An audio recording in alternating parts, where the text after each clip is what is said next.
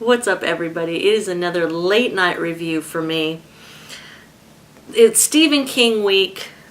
I decided to watch The Stand. No, this was not a theatrical release. This was I don't know how many parts there were, but it's huge. It was a mini-series back in 1994 on ABC.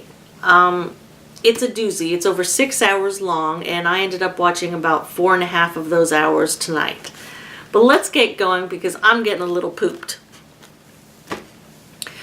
Alright, so now unfortunately I have not read The Stand, so I can't compare the novel to the miniseries, but let's just get cracking on the miniseries itself. Put out in 1994 by ABC. There was a huge cast, just a ginormous cast, and I remember it coming on back in the day, and I think I saw some of it, but I don't remember seeing all of it. But listen to this cast, just huge. Gary Sinise, Ed Harris, Joe Bob Briggs, you had Alf's dad, Molly Ringwald, Corin Nemec, Rob Lowe, Kareem Abdul-Jabbar. Some of the actors just had cameos. Kathy Bates, Laura San Giacomo, Matt Frewer, Max Headroom, Ray Walston, Stephen King was in it for a little bit, John Landis, Sam Raimi had cameos, and also Bernard from Lost is in it for a little bit. It's broken up into 4 parts. The first part being the plague. Excuse me, that was the root beer. The movie starts out in a government facility. It looks like they're working on some sort of virus, and something goes really wrong, and all of the employees start dying. We find this out through a security guard who is, seeing all this on video, and they're telling the security guy, you got to shut everything down, something's gone really wrong. And the security guard freaks out. He ends up going into the compound, getting his family, and taking off and not doing what he was supposed to do, which would have kind of contained it. But, they were exposed to the plague, and they travel halfway across the country, which exposes, all these people to whatever this virus was. And then they end up dying. And of course, all these other people start getting sick, they start dying, and then just kind of pandemonium.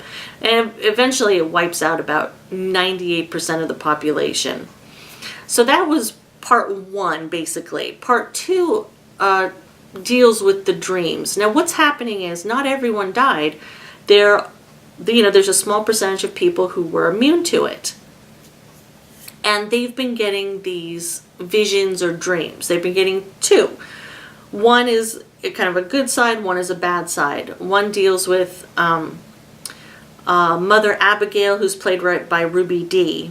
And Mother Abigail, she is getting, she's kind of the godly figure. She's getting information through God that, all of the people need to come to her, and they'll all be welcome, and they'll kind of start a new community.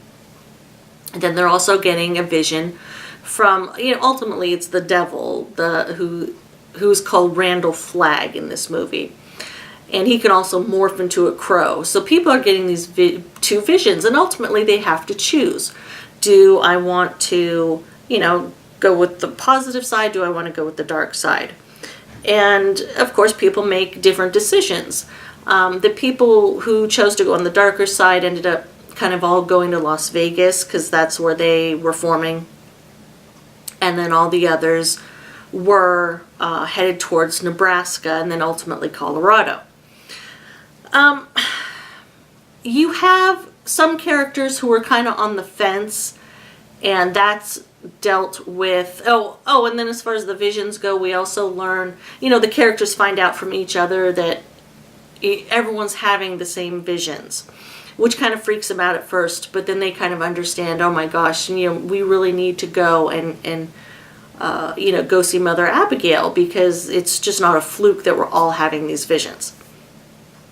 So that's basically part 2. Part 3 deals with the betrayal The betrayal is really kind of focuses around two of the characters, which I won't spoil it for you who they are, but it's not hard to figure out because they were kind of wishy-washy to start with.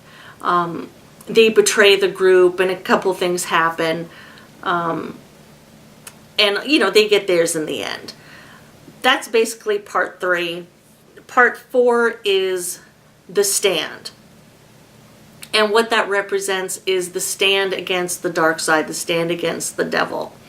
Now that they are in this community, they need to take a stand against the dark side, not let the evil win. They kind of need to stamp it out.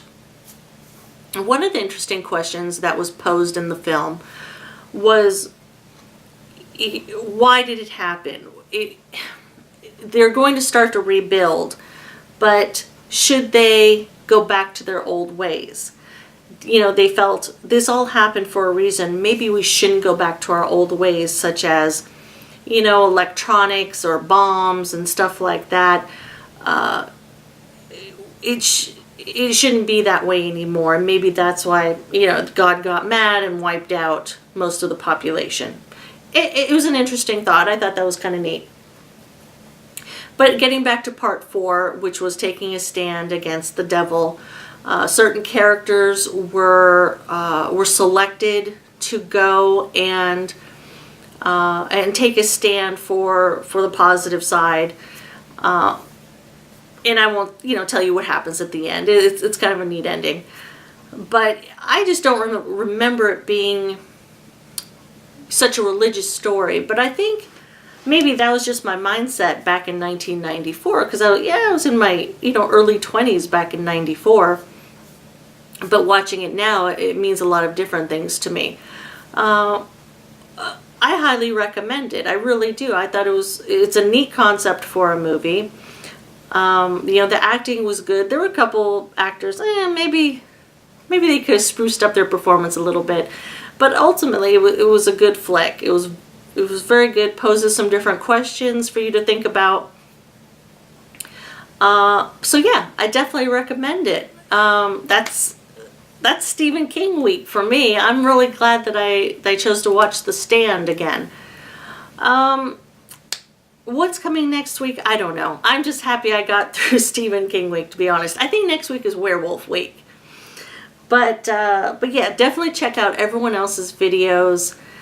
And that's about it. I hope you guys have a great weekend, and I will catch you guys later.